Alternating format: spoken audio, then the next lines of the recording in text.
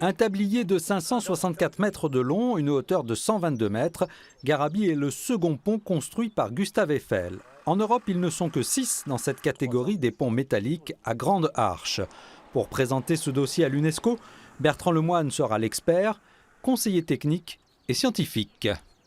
Il raconte la construction de l'Europe, la construction de la révolution industrielle qui a façonné nos paysages, qui a façonné presque nos modes de vie à travers ces grands ouvrages liés au chemin de fer, qui a permis à toute l'Europe de communiquer beaucoup plus facilement.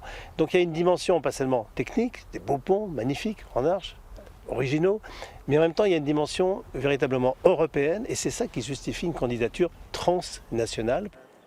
Initiée par les Allemands de Solingen, la candidature groupée de Paderno d'Adda en Italie, de Porto au Portugal et de Garabi n'en est qu'à la phase de projet, alors que l'inscription de la chaîne des puits Faille de Limagne au patrimoine mondial de l'UNESCO vient tout juste d'aboutir après 11 très longues années.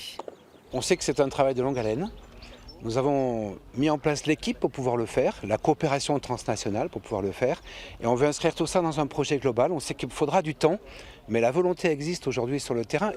Pour les élus du Cantal, c'est un projet à 3 étages, comprenant l'inscription au patrimoine mondial de l'UNESCO, le label Grand Site de France et l'élaboration d'un projet pour la gestion du territoire.